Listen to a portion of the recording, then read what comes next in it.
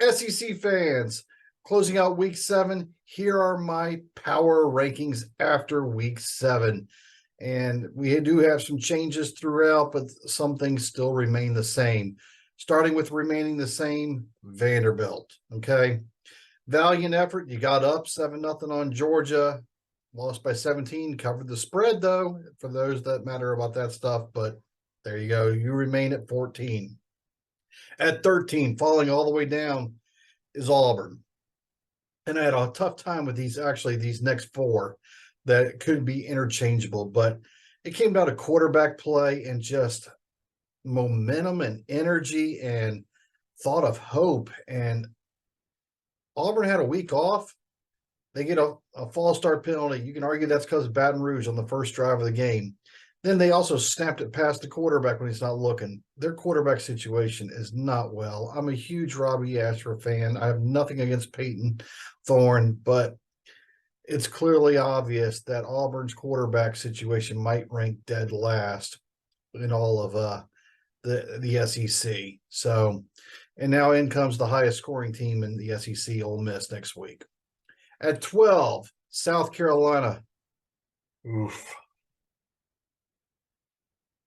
The hype, the momentum, the swagger that was the Shane Beamer era, 41-39 to Florida, and Florida outplayed you the whole game, even though it was close all the way through, and Florida came back for the victory. South Florida, you got to right that ship, get yourself bowl eligible at minimum. Up to 11, by default of a bye, is Mississippi State. Let's see how they do this week and see where they go from there. They're still 3-3, so lots left for them. At 10, my heart breaks for this team every week because I feel like they outplay their opponents, but they're just not good enough to get over that line, or they keep doing something wrong to not get over the line. Arkansas.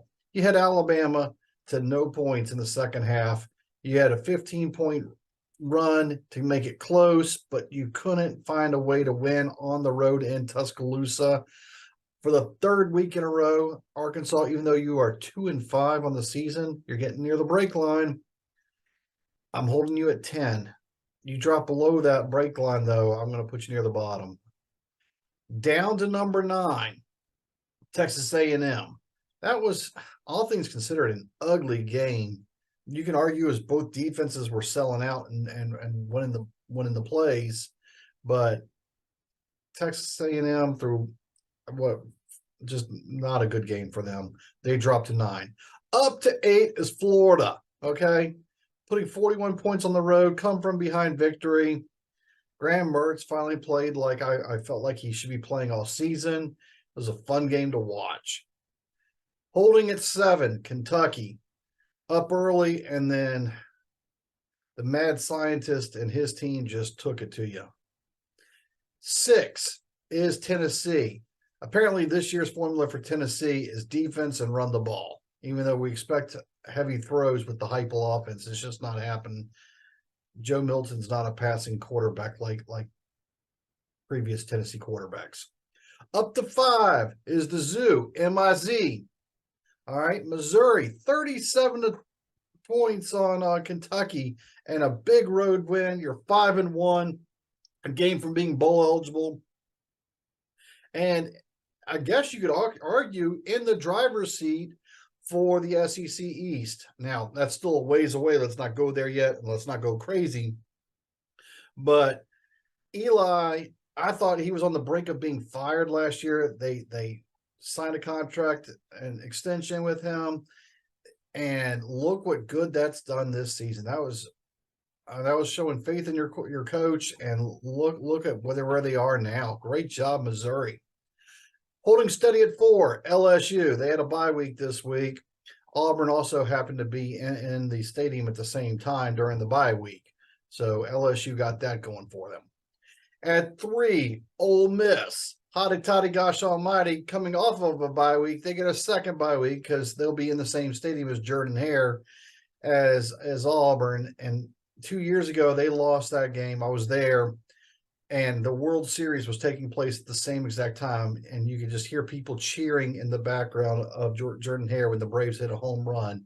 right after that game. But that was a good game, and the defenses came that entire second half, which is surprising. I expect a lot of Ole Miss offense this game. I don't know if Auburn's offense can hold up and match.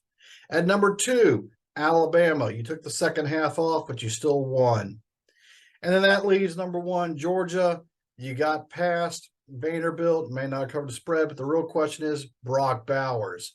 He is still my leading contender to win SEC Player of the Year, Offensive Player of the Year.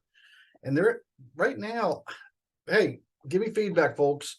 But I don't feel like there's this year's Will Anderson. Is there a dominant beast that's just so much far ahead of everybody else on the defensive side for somebody, any team right now that's just that clearly going to be the front runner to win the SEC Defensive Player of the Year? I had preseason Defensive Player of the Year as Kool-Aid McKinstry, but it's not. I'm not feeling like it's just the most dominant player so far. So that's still to be decided.